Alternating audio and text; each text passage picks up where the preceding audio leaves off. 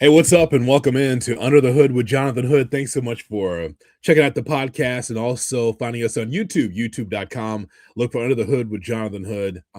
We are blowing up because of you. And I just want to tell you thank you for liking, for sharing, for subscribing, and also commenting on our videos. We're doing a great job because of you. And we are presented by Alexander James Whiskey, the official whiskey of Under the Hood with Jonathan Hood. Think about it. It is Super Week coming up on Sunday. And you say, well, I need something, some spirits to go along with the Super Bowl. So why not choose the drink of choice for yours truly, Under the Hood with Jonathan Hood, Alexander James Whiskey. Go to alexanderjameswhiskey.com, go to the website, and find out where it is for you. Now, it's in 49 states. There's only one state that doesn't have it, but it's not the state of Illinois. It's not Indiana. It's not out west. It's not in the Northeast. It's not in the South. There's one state that doesn't have it. Utah. So if you're watching in Salt Lake, shit out of luck. Sad. But Ken Davis, the thing that we can tell people is that if you're looking for something special for Super Bowl, go to alexanderjameswhiskey.com, the official whiskey of Under the Hood with Jonathan Hood. But not to you, Utah. No, Utah doesn't have it. But the other 49 states, they've got it. I need to taste that. I'm a whiskey guy. I need to definitely get me a bottle of Alexander James. Sophistication. He's about to, look at that bottle. Would you like me to walk this over to the house? Sure. I will definitely. Yes. Yes, sir. If I ring the doorbell, it's not UPS or Amazon. It's Hood. It's my own service. Okay? Can I walk this bottle over right here? Yeah, I would definitely accept that. I would enjoy it. Nothing wrong with a nice bottle of whiskey, man. It's become my drink as I age out. I was a tequila man for a minute. Prior to that, I was a rum guy, and they used to whip my you-know-what. And now I am been a whiskey guy for a period of time, and I enjoy it. Ken Davis is with us on Under the Hood with Jonathan Hood. I didn't give you the proper intro. I just wanted you to just know the Alexander James Whiskey, yeah, it sets the mood on, and it's great for the Super game that's happening on Sunday. So, as always, Ken, I appreciate your time. I appreciate you bringing me on, man. Always a great time joining you, JD. Make sure that you get a chance to follow along where you could find Ken Davis, because even, during the Bears offseason, we could be able to find you, correct? Yes, just banged out a couple of episodes with Alex Shapiro for the Windy City podcast. One coming out will be optimistic things, aspects of the Bears. We did some pessimistic things the episode prior to that, so we're going to bring a little sunshine and lollipops. I said on the podcast, for those that didn't see Rainbow Bright, the movie, manly talk. The last one was Murky Dismal. This one is Sunshine and Lollipops and Rainbows. And then we did some draft prospects from the Senior Bowl on another episode. So make sure you check both of those out and like and subscribe, and we will always appreciate it. Before we talk about, the C, before we talk about what's happening with the Chicago Bears, I'd like to ask you, sir, about something that I did not know before we hit record for our podcast, is that you and I actually are going to be in the same place on the west side of Chicago as we talk about this on February 4th. We both will be at the United Center in Chicago for a new edition. New edition is coming in, and if I'm correct, is Tony Braxton in the undercard? Is she going to be there as well? Yes, and Boyz II Men. They will all at some time, or I don't think it's the entirety of this concert, but they're all going to be performing at the same time on stage. So one of the main reasons, I have never seen Boyz II Men or Tony Braxton, but I want to hear their rendition of Can You Stand the Rain along with New Edition's rendition, because Boyz II Men has a nice a cappella version of the song. So I can't wait to hear that as I am singing my heart out and just enjoying myself. I saw Boyz II Men about 2 years ago with the old lady with Jodeci and Charlie Wilson, and Charlie Wilson tore the house down with Two Bad Knees.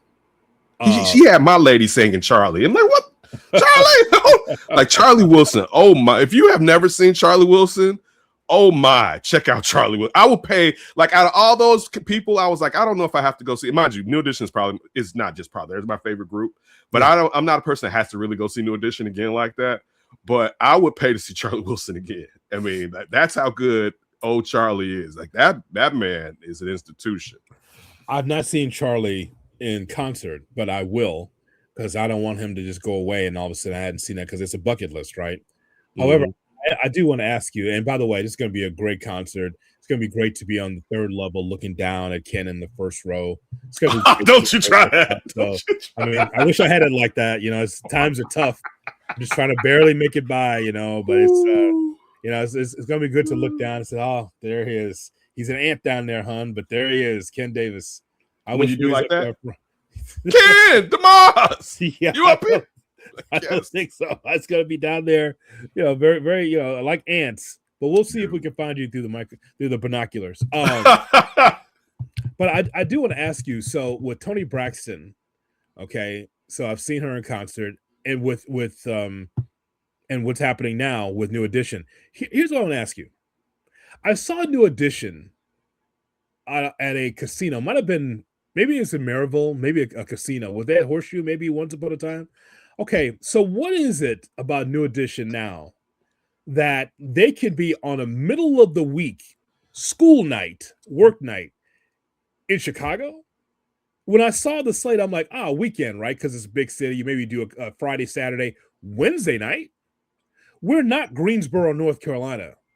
Okay, we're not, we're not Charlotte. Nothing against those cities, but I can understand if that's midweek. Chicago, they must be really blowing up if you have a major city like Chicago on the tour. And like, yeah, Wednesday, really? Yeah. That's a Yeah, tough dude. spot. It's because of our age.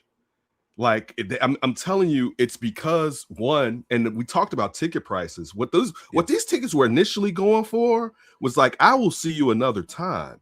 But it's because yes, we're in that disposable income bracket, allegedly, to where we're supposed to because okay, hypothetically, you don't have kids, and my kids, I had them older. I didn't have my first kid until I was 30.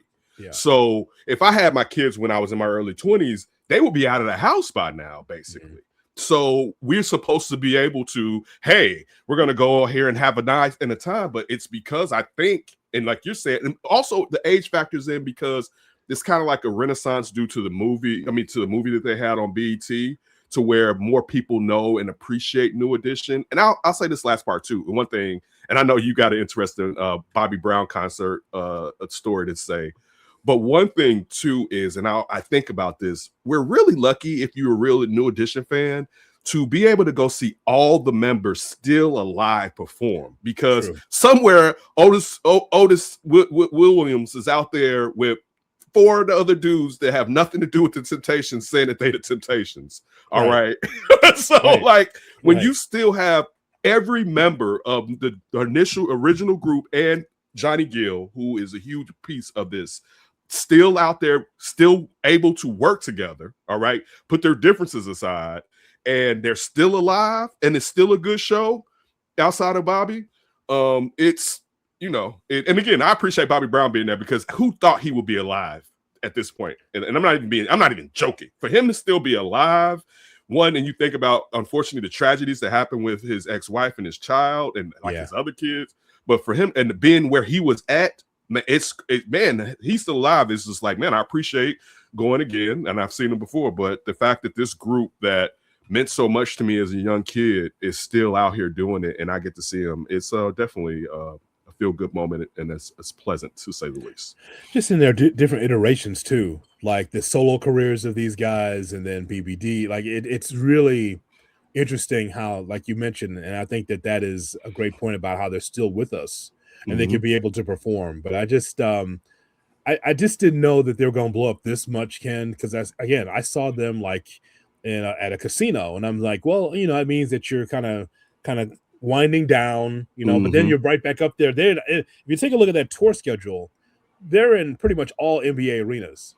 And just like, wait a minute now. I mean, I thought that you were winding down, but now you're making Bitcoin. I don't know if it's going to be sold out tonight. I think it'll be a really solid crowd. We'll see when we get there, but I'm just like, wow, man, if you're going to make money like this and be able to draw at NBA arenas like that, then you can keep going. One thing I want to add to that, to answer this question, going back to Charlie Wilson, they're with Charlie Wilson's people. That's who put them back together. And while they're making this type of money, so like that concert, let's say I went with Charlie Wilson and Jodeci, and then you saw how Charlie Wilson went out with KC and with Babyface, and I don't know if Johnny Gill was. It was another singer was part of that, but Charlie Wilson got with some really smart industry people, and he's able now, and they're putting this stuff together, and they're helping these other bands, like you just said, they were playing casinos, and now they're doing that, but it's from behind whoever, I don't know if it's management, but whoever's behind Charlie Wilson has been what's been helping New Edition reach this level that they're getting to the coin right now that they've never. Just think about it, they had bad record deals except Johnny. Like they didn't have good record deals, and now they're finally getting to the bag basically. So it's a Valentine's Day show, and I take my wife out to Valentine's Day in Maryville, and there's other R&B acts there, but the headliner is Bobby Brown at the top of the card. I'm a sports guy. That's why I say it. I'm saying top of the card, like boxing or pro wrestling. But he was the headliner.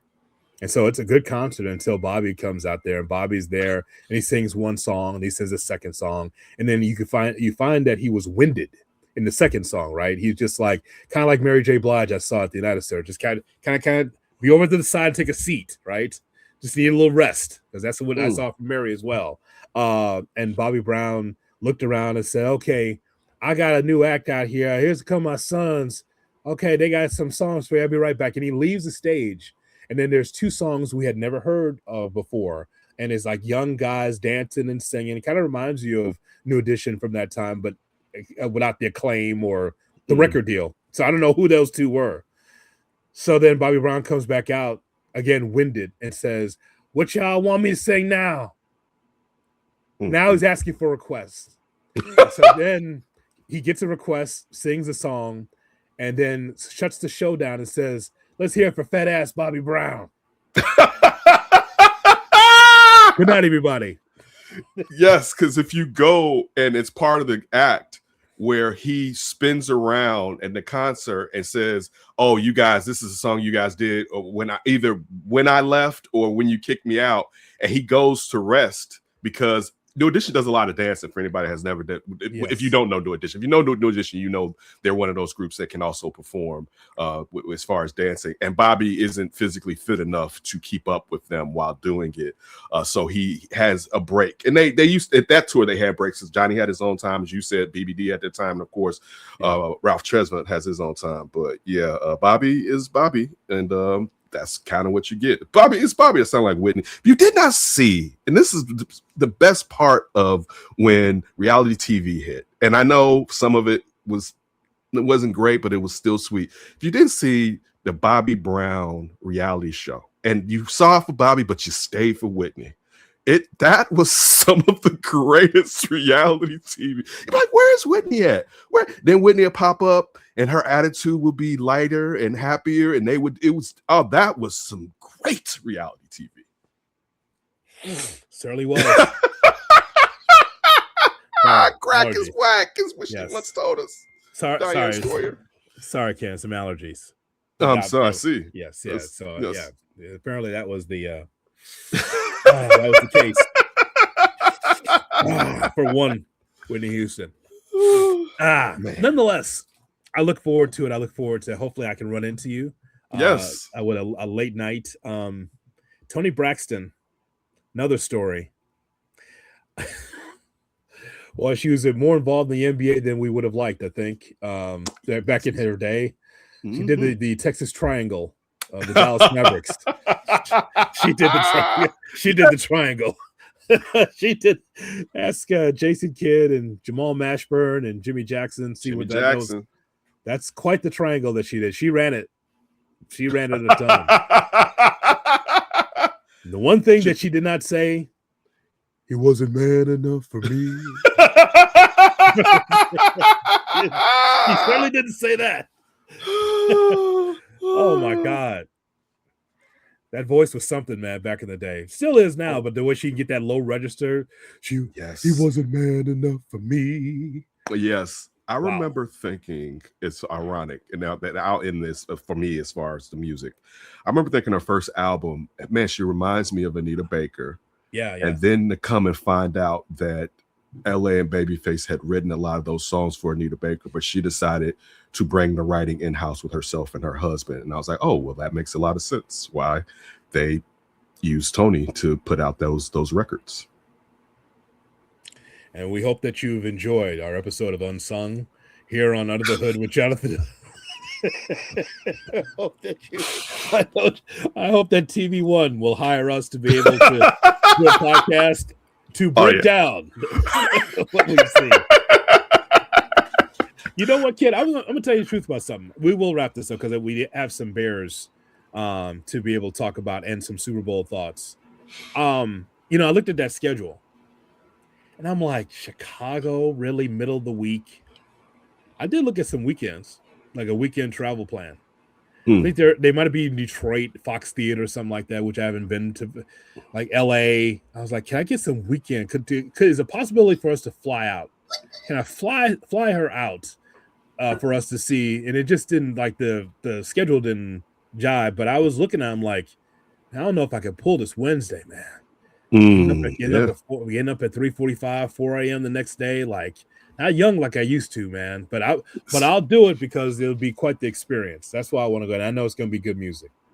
Yeah, definitely. It's going to be hell on you. I'm sorry for you because it works for me because today is my Saturday at my shelter gig. But so it works. It works for me. But you're right. It's going to be for you getting up to do radio. Woof.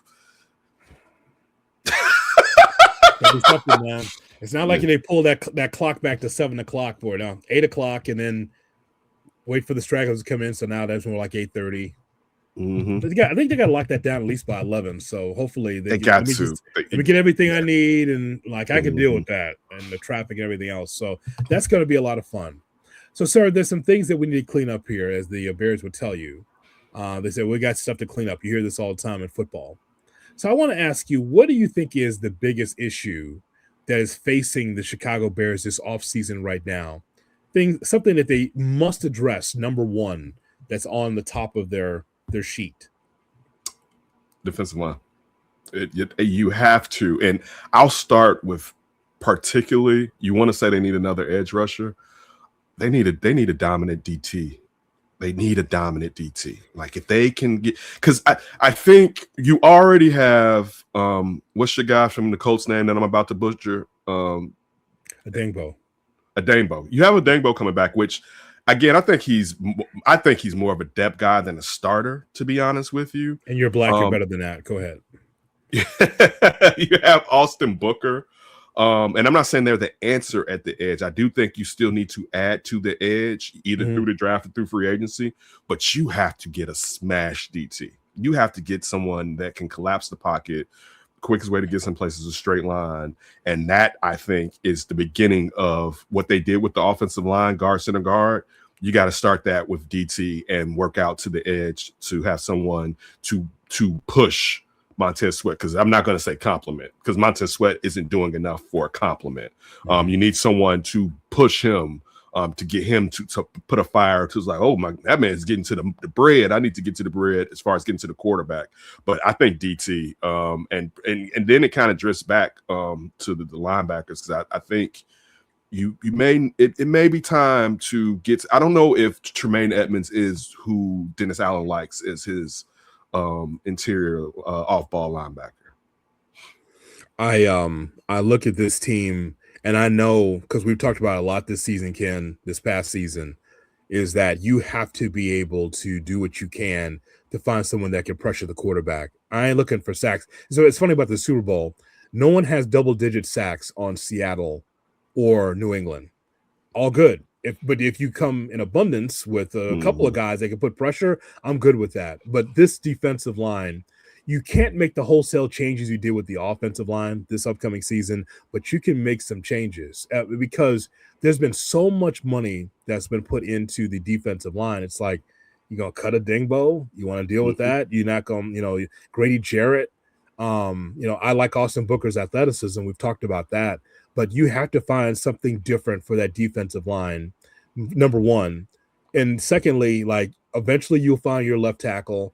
This is not going to be the spring and summer of left tackle. We got to keep talking about who's going to be they'll find somebody. I trust they'll find someone. But that defense, Dennis Allen needs more to work with if this defense is going to be productive. Yeah, I mean, I think now with Dennis Allen having a season to see what he has in the cupboard and what works for him, it's time to use draft assets, because one thing that you just kind of alluded to, it's a lot of money on the D line.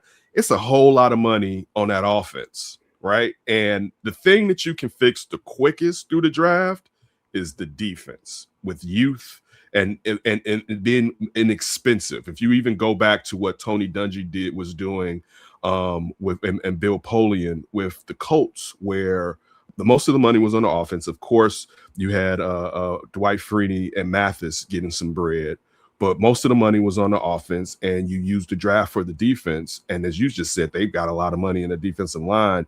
You have to use that first. I mean, depending on who's there, you may go outside, but I think that first aspect is you got to get like a Caleb Banks or something. If he falls to the Bears number, you got to get a guy that can just disrupt the middle. A guy that could disrupt the middle could really help the players that you just mentioned that are on that defensive line.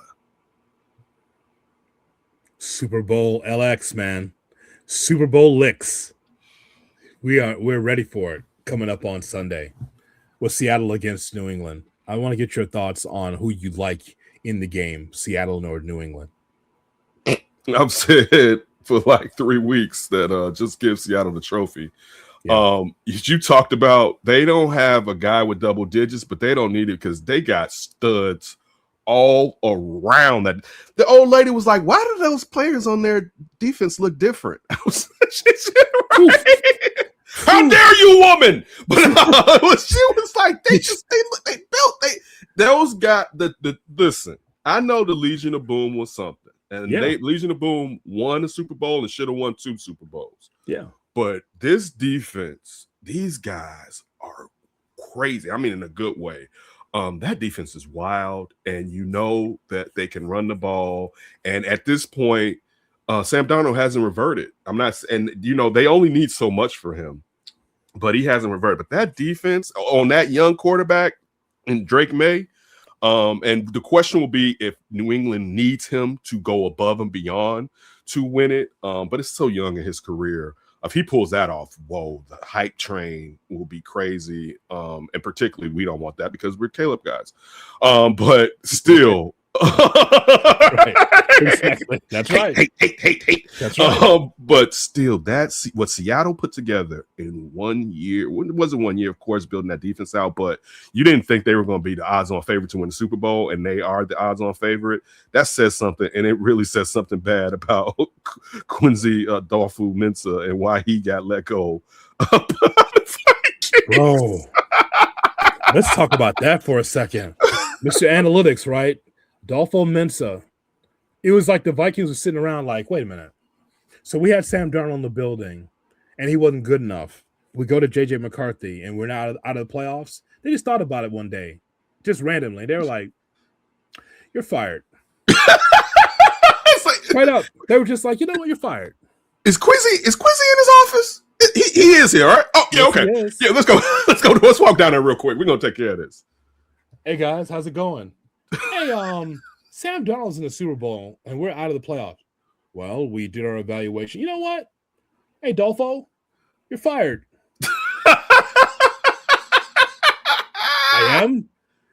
You gave me fresh money. Let me be free. And he just got fresh cash. This wasn't on his last year. He wasn't a lame duck. He got like fresh cash in the offseason. Like that. But dude, he had to. There's no way that you're wasting Justin Jefferson's career.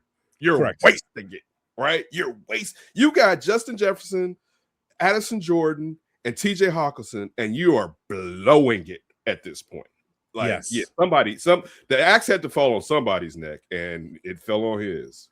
I just thought that's kind of wild, Ken, because I mean, Senior Bowl, draft prep. Mm-hmm. Like, I guess they got what they want right now. They'll find who they need, but I'm just like, wow, it's kind of sudden because you're trying to figure out who you want to be. Your general manager's fired.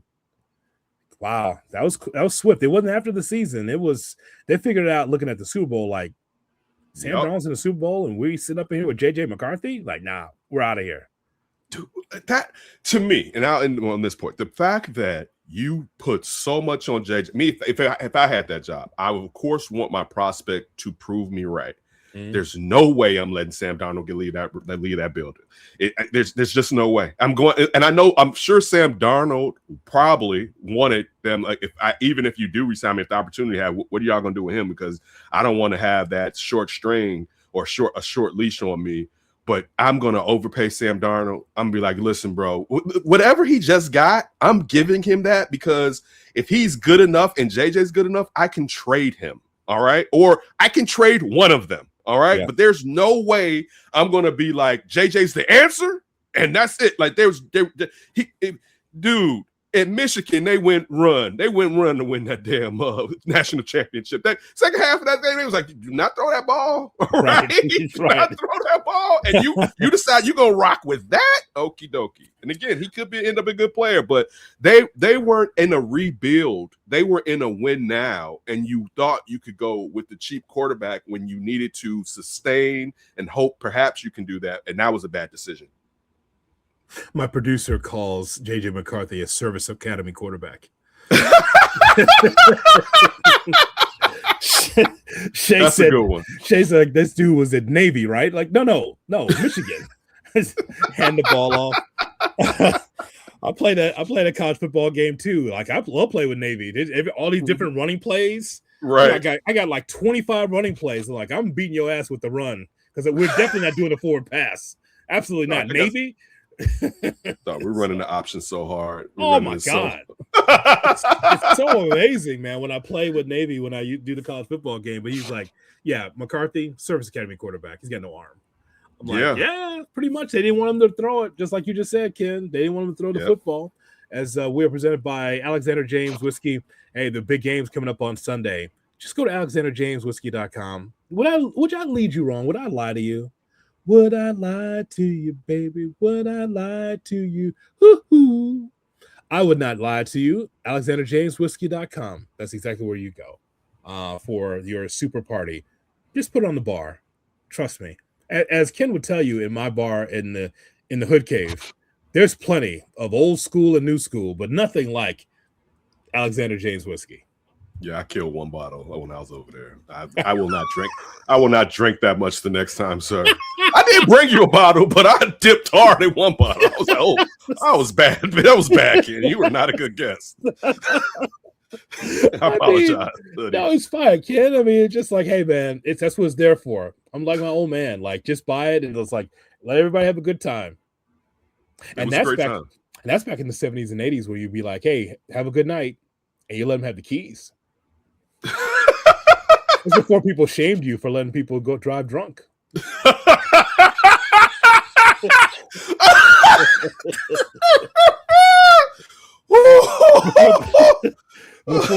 before the commercials. Before seatbelts were mandatory. Oh, before that, which I did not know what that was as a child. Sitting back in the Caprice Classic, I'm like, what's this little button? My dad had a Caprice Classic. Oh, absolutely. Every 3 or 4 years, he'd switch them out. My dad always thought that if you could put like four bodies in the trunk, it's a good car. Definitely. So you put 4 bodies in that Caprice Classic, you're good. In the backseat, my dad's smoking squares, just secondhand smoking it all up. Oh, it's the best. Apparently, we're in a bad position because we had all that secondhand smoke, and I was here to tell you that's all I was around. I was raised on secondhand smoke and Infamil. So there's that too. So, and guess what? We turned out okay, didn't we? We did. I don't have any type of lung issues. The doctors tell me all the time my lungs sound great. So hey, worked out. Doctor gets the stethoscope, puts on. Let me just listen. He puts the thing on the back. It's cold as always, right? They never warm it up. It's always cold, right? They can at least warm it up for a brother, right? They put it in the back. Breathe, Mr. Hood. All right, check another spot. Breathe. Paul Mall Gold, huh? That's what he found out. I said, I don't smoke, sir. He goes, oh no, when you were 5. So there's that. Oh man, the good old days. Was none. Breathe. Strange. Cool menthol? That's my uncle. It's not me. I don't smoke that. Oh, okay. Remember when Salem was giving all that swag away? And it would have the fanny pack, the cap.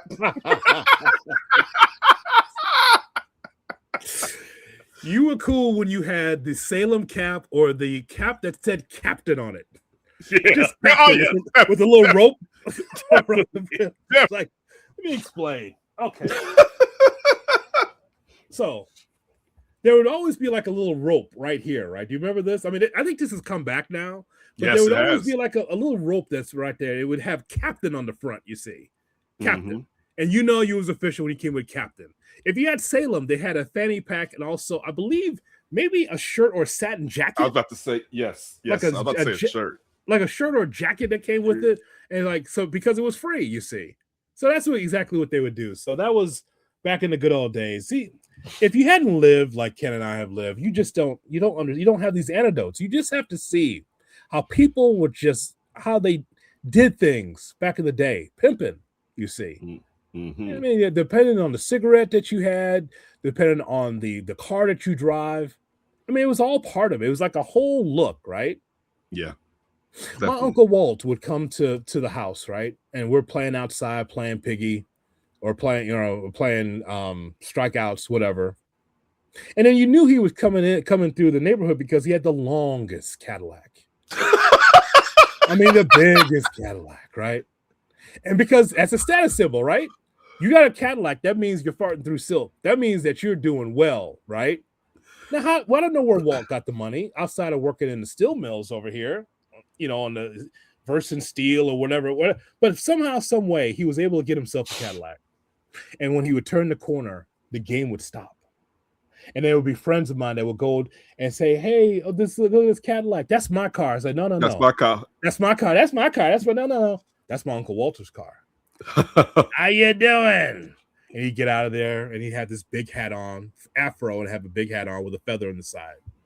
And he'd come there in a big collars shirt, and then of course, kind of like the exaggerated Anthony Spice Adams video of like kicking that leg out. Oh, kicking that leg out, kicking the leg out first before you get out of the kick the left leg out. Just let it just sit there for a minute, and then come up out of it. Right, close the door, and then somehow he'd have a roll in his hand. He'd have a roll of money, of cash, you see. Now, I don't know if there was hundreds in it, but it was always a good $5 for me, you see. He'd say, "Don't tell your mama." Just hand it to you, right? Them could have been all ones. I don't know. Could have been from the strip club. Who knows? Maybe he's at Big O's. I don't know. But the point is, though, is that he had a roll, you see, Ken Davis. He had a roll, and he would just be like, "Don't tell your mama." And so could you imagine how much red cream soda and how much now later candy that we can get from White Hen? With $5, you buy it for the whole neighborhood. That now later could snatch a tooth out if you wasn't cautious. All right. You bite down on it and try to pull out, you may be gumming for the rest of your life. But yes, that I remember going to see my cousin in camp. My grandma used to always love it. She said, you guys were trained well. This is my grandma on my father's side that I grew up with. Because we would say when we were going to visit my cousin in prison, we called it camp. And she was like, "You guys would go." And I remember we would have entourage, a stream of Cadillacs. Now, mind you, my parents separated. I lived in the PC's Prairie Court Projects in the row house. Yeah. Every room was a different family. And they were like, it was my family, my Aunt Curlin had her husband there, and then my Aunt Barbara, her husband, and the family or whatever. It was my grandma's house. And I remember my uncle having a Cadillac. And it just makes me think in that parking lot in the projects, how many Cadillacs there were and where the priorities weren't properly placed.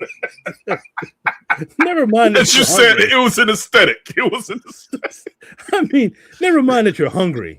The Cadillac, the Cadillac was more important. Oh, yes. That heavy Cadillac door. Whoo, that Cadillac door. Oh, man, they don't build them like that. How about you and I set a date this year? We go see classic cars. I'm a classic car guy. I love them. Yes. I'm an auto guy in general, but Yeah. I'm a classic car guy. But yes, I'm definitely down to do that. I love a lot of different automobile varieties. So yes, we can definitely do that. It's going to be very difficult to explain to your wife why you went half-seas on a 67 Chevelle with me. No, it wouldn't. Not really. She knows, like, dude, like, just wait till I get this bread in the proper order, right? I keep trying to figure out where can I house these things, right?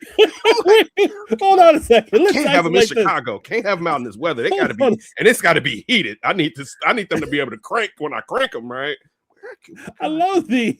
Hold on a second. I can't. Let's get this. Wait until I get my bread in order. Is that what you just said? You're old as hell, man. Holy cow. Just wait. Speaking of our uncles and cousins from back in the day, I love the idea also, the innocence of it, right? They're not going to tell young Ken where your cousin is. They called it camp because they didn't want you to hear it any other way. That's protection back in the day. I love that. That's good. As I was a kid on this prison yard, and we were just walking around with all these prisoners. I didn't even know how this worked. Well, I don't know what the security level was, but it was basically a huge picnic. And we're all out on the prison yard, and they're making burgers and fries or something and feeding it to us. It was a good day. Nothing bad happened. But again, they don't do that type of stuff nowadays, at least to my knowledge. Camp. Yeah, camp. That's how we told my grandma, because my mother didn't want to. She didn't want to be viewed. Didn't have them to know, even though they knew my cousin. Yeah, and they knew him for a period of time to know that he was heading to camp. So it wasn't a surprise. He would come in. Now he used to come out for about a good 3 weeks. He's been straight. He came out when I was in 7th or 8th grade. He really never went back. He had a couple blips, but he never did hard time again, right? He never did hard time again. But when I was a kid, that boy would come home. You'd be lucky to get 3 months out of him, and he was right back at camp. I love the innocence of that, by the way. I love that. That's so much. It was in the state, correct? Oh, yeah. Definitely in the state. But the last time he disappeared. Oh, about 10 years ago, he disappeared in New Orleans. We was worried he was dead. All right, I'll be honest with you. We was worried. And I don't know if he did a little bit while he was down there, all right? And I know them NOLA boys was putting foot to ass. I can imagine. You see, I know they was putting belt to ass. I would imagine, man. In the South, they're not playing. They're not playing. All those old movies you've seen, those things are true, folks. Those things are true. I can imagine your family looking for your cousin, but they look for him with the old phone book, you see. If you didn't know the number by heart, the old phone book, you see. My grandmother had the flowered, phone book, and she'd flip through it and look at C.K. Ken Davis. There it is. Go through the day. And so you call that number, and you pick up the phone. Hold on a second. You pick up the phone, Ken. And all you're trying to do. You got the rotary joint? You call the number. And you picked it up, you see, and you dial that number, and you just looking for them, and then all of a sudden you find out that number is disconnected. That's a problem, you see, and so so you're like, what happened? Now you've lost touch. You see, that number disconnected. Now you don't know where he is, and so now you're looking for that collect call. You're looking for that, and again, no ID. You're picking up every call. Hello. Hey, man, I'm down here in New Orleans. Where have you been? We've been calling you. Well, this is what happened. You just have that whole conversation, Yeah. It's amazing. Or if it's collect, you say what you got to say within 5 seconds and hang up. Oh, yeah. So you're charged. Oh, that was the come pick me up. Like you're at Hyde Park at the movies. Yeah. Come get me. Okay, well, I'll just you put the phone down, you see. So that's the way life was, you see. And I think that one of the things that we could tell our audience is make sure you're never in camp. Stay out of camp if you can. I try to tell my residents that all the time now. Some of them seem like they love a little bit of camp. Who's going to win the MVP? Ken Davis in the Super Bowl. I have a number of prop bets that I want to talk to you about. Okay. Mm-hmm. It's an open book test. Those are our favorites at St. Francis de Sales, the high school that we matriculated from. We love the open book test. There weren't very many, but there is an open book test. Mm-hmm. So I have a number of prop bets, which I think is really cool to have these. It's one thing to watch the game, but also kind of go along with your prop bets. So one of them is who's going to win the MVP. Right now, Jackson Smith and Jigba, be careful how you say that name in public, is plus 550 to be the MVP. So what do you think? Is it him, or are you going off the board? Like, do you think Sam Darnold could have an unbelievable game that he could be MVP? I think that one, it's always aimed at the quarterback. One. Mm-hmm. So I mean, think about it. Like Jackson Smith and Jigba definitely becoming one of the better receivers within the league this year, proven himself to be that. But he's still going to be getting the ball thrown to him by Sam Darnold, right? So now, it depending on yards after catch and difficulty of catch, that could teeter in his direction. But if Sam Darnold is throwing those touchdowns and maybe throws another one to another wide receiver or running back, it's hard for me not to pick him to win it all. I'd be honest with you, I would prefer it to be Jackson Smith and Jigba because it's kind of has, I won't say it definitely has been his, not his coming out year if you watched him at Ohio State, but also just what he's been doing since he's been in the league. But also when they turned over that team by getting rid of DK Metcalf, and you were thinking how the focus was going to be on him and him still being able to do it when you know where they're going. They don't have a DK on the other side of that. But also, I wouldn't put it past one of the defenders being able to necessarily get it with the spoon, depending on the takeaways that they may get against New England and Drake May. I wouldn't, particularly defense being the calling card of that team. I would put a defender that can perhaps get some sacks, a guy that's either playing on the line or a guy that's playing in the back that can take the ball away could definitely be one of the guys that can become MVP. Hopefully it won't be what was that? What was the guy's name? It was Larry something that won it for the Cowboys and then went and stole all that money from Al Davis. Larry, I know who you're talking about. Yeah, it was Larry something, but Al Davis went because Al Davis used to like a sparkly toy and paid him all that money, and he was worthless, to say the least. I mean, yeah. I mean, here's the thing, though. He has a big moment, and he's like, well, you're going to be able to do that forever for us, and it's just Larry Allen. That's what I was going to say, but I was afraid because it made me think about Larry Allen, the old lineman that was down there. But I was like, wasn't it Larry Allen that won that MVP? I believe he was a safety for the Cowboys that won the MVP in one of their Super Bowl. I think it was the second Super Bowl that he won that MVP. It definitely wasn't the one when Jimmy was gone. Larry Allen's dead, by the way. He passed away. Sorry, Larry Brown in Super Bowl 30 against the Steelers. Yeah, because that was the prime. That was the second one because it was prime versus slash because that was the year Cordell Stewart was playing wide receiver and some quarterback.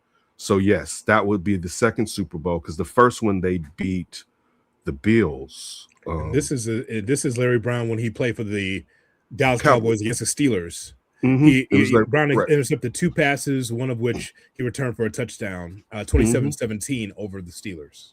Yep, and he won MVP over Troy Aikman, Emmitt Smith, and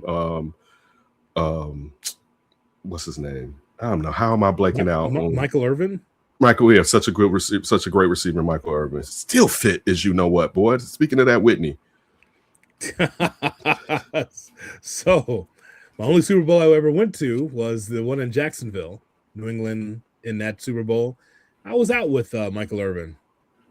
Seemed like a cool guy too. It seemed like I could really get down with Michael. I like Michael Irvin, because you knew what he meant to that team, and you've seen his journey and where he's been. But Michael Irvin's the type of dude I'd be like, yeah, I could kick it with Michael Irvin. I wouldn't do everything that Michael Irvin does, but I would definitely enjoy hanging out with Michael Irvin. Those stories with Michael Irvin will be in the book. Can't say I'm here. But if you call my hotline, 900-909-9900, for $3.99 a minute, I'll tell you the story of Michael Irvin and me in Jacksonville. I've got to hear it. Ken Davis. Well, I'll just tell you. I can't tell the public though, but we're friends. I'll tell you. But not here. Oh no, my brother. You gotta get your own. I have to tell you. Ken Davis, Gatorade color, because whoever's going to win, I'm going to give you what they have for this exotic prop. The favorite is plus 200. Yellow, green, lime is plus 250 on Bet Online. Also, if you believe the Seahawks are going to win, it could be blue plus 400, or a long shot is clear/water plus 1200. So before you answer that question, what is your favorite Gatorade color or flavor, I should say? It has to be probably, I don't know if it's clear. It's probably it's not clear, but it's a lot more transparent. It's probably be up there, will be my favorite. I don't like the initial Gatorade flavor. I don't like the orange. I would drink blue. I would drink like the one, and this I thought I was gonna. It's one that's kind of like this color in a way, that of this hoodie that I have on. Yeah. Where this is it's kind of red, but it's kind of fainter than red.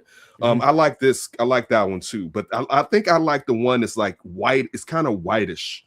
Is like the one that I probably enjoy the most. So what do you think is going to win?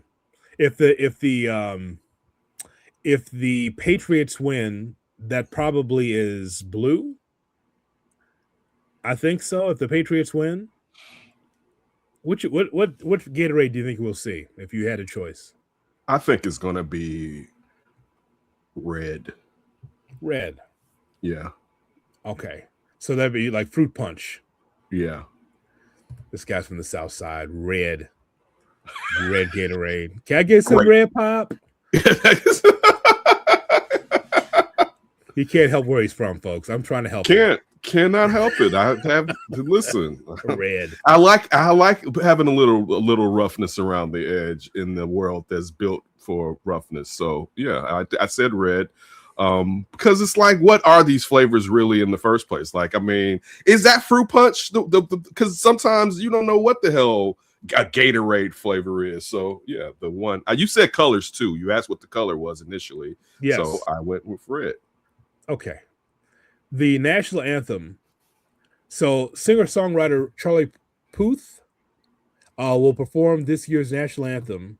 The over-under opened up at 125 seconds or just over 2 minutes. I'm not very familiar with him. And because it's not some soul singer or some gospel singer, I'll just take the under 2 minutes. Yeah, you got to, because he's going to try to get in and out of there. He's not going to black stretch it.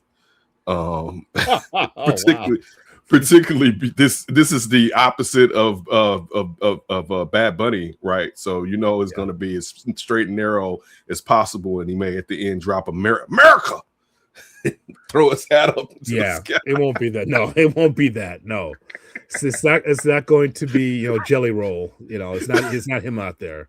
Yeah, I don't know nothing about politics, but I love Jesus. He went so thick into that. I had this one Bible and I had this, and I'm telling you, and 3-6 Mafia hadn't found me yet. That's incredible. Well, to each his own, I guess. To each his own. MVP, sir. So, like you, I feel strongly about Seattle. So, MVP, we talked about Smith and Jigba, Drake May, Sam Darnold. So, would you mentioned someone defensively? Do you think Kenneth Walker at running back at plus 750 has a shot? Right now, Ramondre Stevenson for the Patriots running back plus 3,300, and Stephon Diggs is plus 4,000. Any of those guys? Walker definitely has a shot. The thing with the running backs for New England is that is a 2-horse running back, because you still have Trayvon Henderson, the Ohio State kid, that can rip one to go on with. I know Ramon has been running there for the last several seasons, but the thing that benefits Kenneth Walker is that Chalamet, or whatever his name is, not stealing snaps from him anymore since he's hurt. Chaberday, whatever. I can't remember his name. I have had him in fantasy a couple years ago. Timothy Chalamet is in football? Yeah, that one. Ooh. It's a grueling guy. Okay. But the fact that Kenneth Walker isn't sharing as many carries, and it's not a split amount of carries as they have been doing in Seattle the last couple of seasons since drafting Kenneth Walker, or drafting both of them. So definitely, because again, they're not going to try, like they're definitely going to hit Jackson Smith and Jigba, but they're going to stick to the recipe. And the recipe is running in defense, play action. And so goal line, he's going to get some sneak ins. I mean, it could be a quarterback sneak or not, but he's going to benefit if they're in the red zone from necessarily doing it, because you don't want to put a situation where Darnold might turn it over. Now, Darnold hit Njigba in that back end zone play a couple weeks ago, which was crazy. You had to rewatch it, so he can do it. But they're playing cautious in a good way to not overexpose Sam Darnold, I think. So it makes sure that they have improved chances of winning. Okay, I got one more prop bet for you, okay, from Bet Online, and that's just the passing yards from the quarterbacks. Drake May over under 22.5. What do you think? Based on that Seattle defense, do you think Drake May will pass for over 225.5 yards? I got the under, but I want to take the under, but I could see a broken play. I could see where he really is not going to have a chance, and there's a broken play where he hits Booty or Diggs, and could get over that. But I would, because I think if both of us are going with Seattle, then we have to be going with him not having a prominent game. So I'm taking the under, but I could definitely see it not working out, because the NFL, and again, this defense right now is one of them defenses. This is not just a good defense. Like, they're one of this Super Bowl will help cement them as one of the better defenses that have played in the last decade. You know what I'm saying? Like, this will cement them in doing that. So I definitely see that, but the NFL is geared towards offense. You know what I'm saying? So that's where even with great defenses, you can have a play that can have the defense exposed. So, but yeah, I'm taking the under on it to answer your question. Sam Darnold over under 228.5 yards. I'm taking the over with Sam Darnold, the quarterback for Seattle. I'm going to take the over, but I don't think it'll be much more than that. But I'm taking the over on that too, because one, I'm going with them winning, but I do think they're going to want to make sure that Mike Vrabel's defense can't play up as much. So you're going to have to text the back end of the defense to also help that running game too. I do have another question, and then we have some news. It's funny how this works while we're doing the show. But first, Ken Davis. Mm-hmm. Is it me, or is the streets not being salted well enough like it was back in the day? Is it just me, or is it just your block or my block? Listen, I don't know who is doing this, but the pre-salt I don't know what happened to the pre-salt. What happened to the pre-salt? Yes. So the budget, and I know it has to do with the budget, but if you really don't want to be reelected, you're doing a great job by messing with Chicago's winners. Because when you knew Daley wasn't going to run again, when the salt slowed down, it was like, oh snap, he ain't trying to get these votes, right? And I'm not saying I voted for him, but you knew he wasn't, because that winner before he said he wasn't, that salt was not salting like it was supposed to be salted. But in Chicago, dude, me and old lady been complaining about. I drove home a week and a half ago from work in the snow.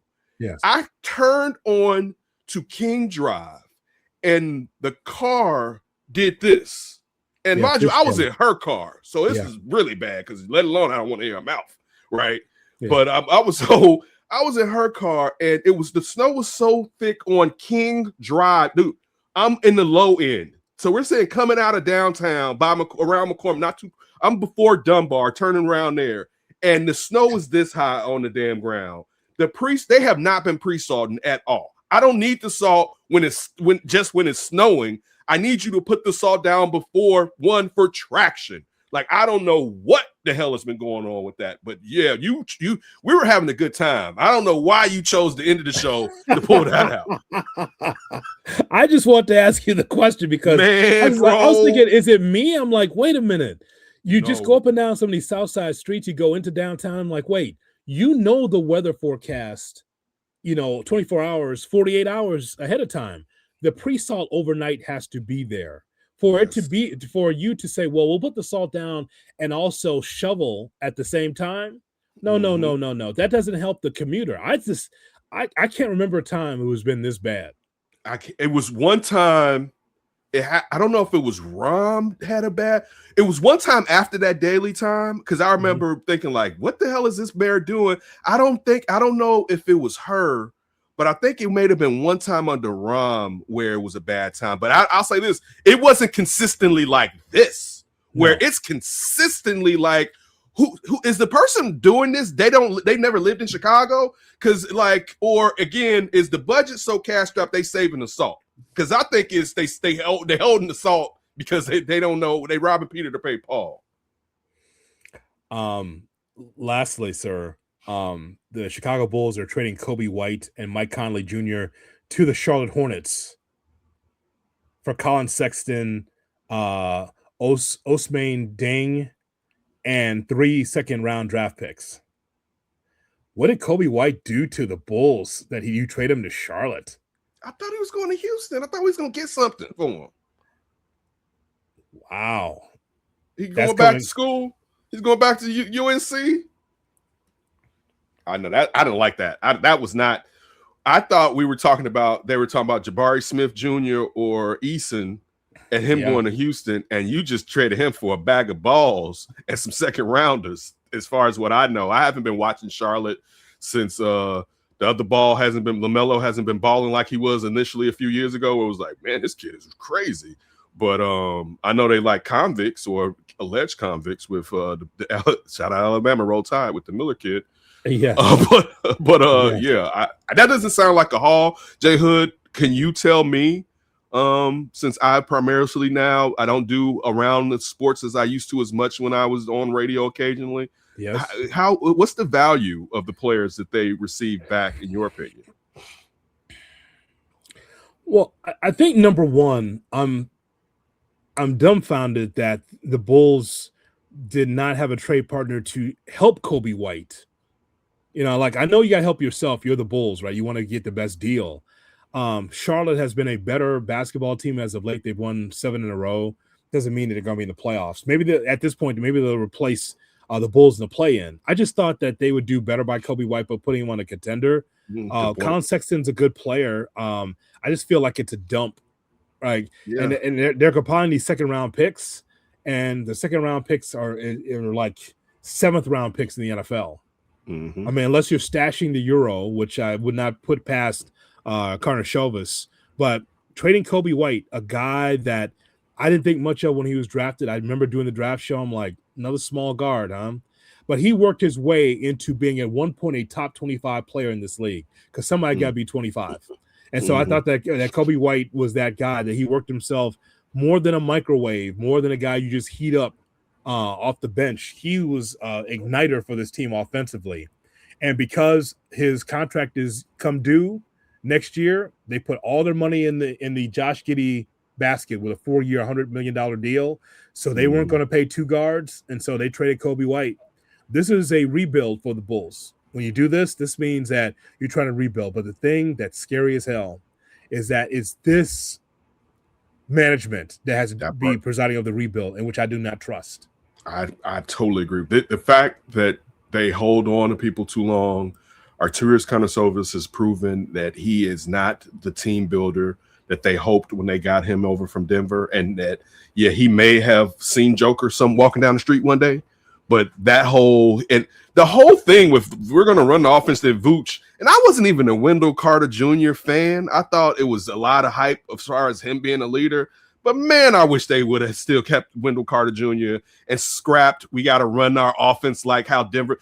First of all, that's damn near a 2-generational player in the Joker, right? That you don't find jokers like that. The thought that you could, and that Vooch would be somewhere a poor version of that, and how none of this has come to fruition, and they've been sitting here doing a half job. And that they never rip it to the damn studs to get star players. All right. The years of drafting the 7th pick, because you really didn't bottom out. And what you've done to one of the storied teams of the 80s and 90s.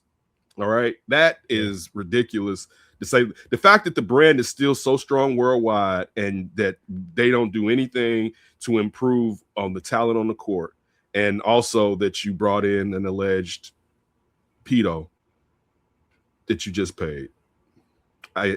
When I watch it, sometimes the vibes ain't vibing. Sorry. I'm not in the industry right now all the way, so I can say these things. Yes, yes, on Under the Hood, yes, because none of that shrapnel will come back on me at all. So Colin Sexton, 14.2 points a game, 2 rebounds, 3.7 assists. Very solid player.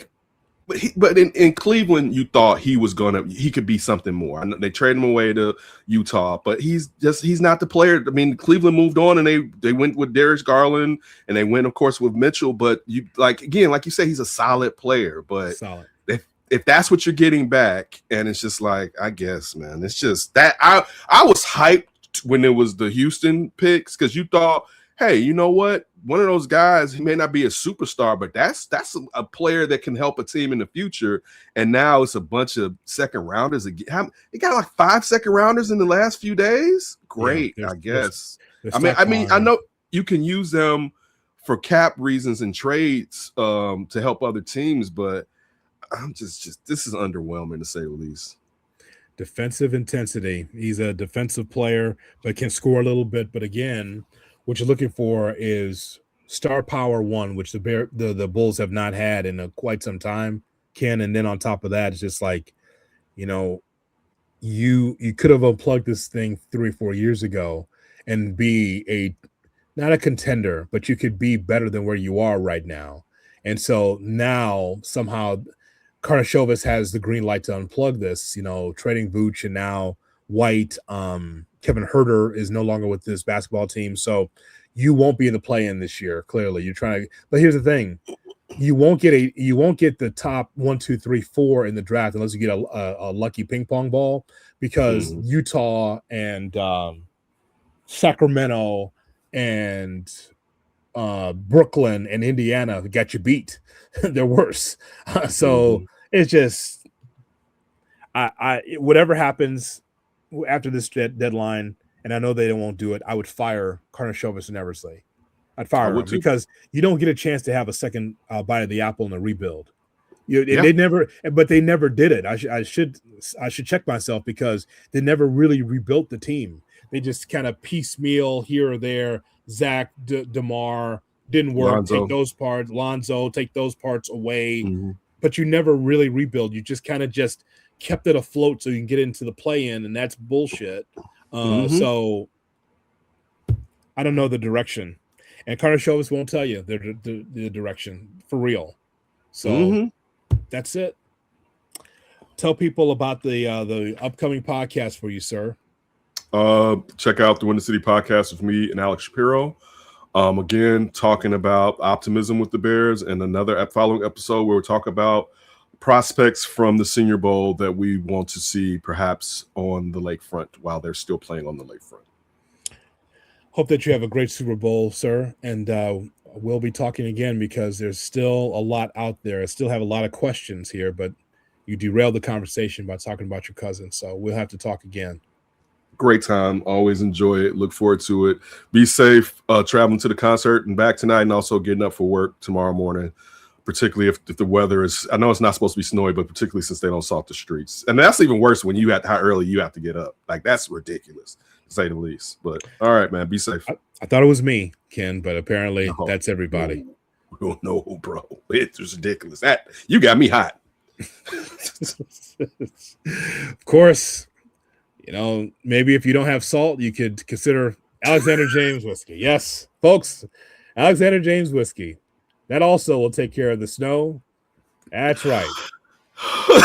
Go to the website, alexanderjameswhiskey.com for more information on how you can pick yourself up a bottle at any time. There you have it. For Ken Davis, this is Jonathan Hood.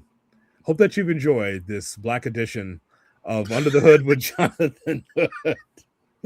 So long, everybody.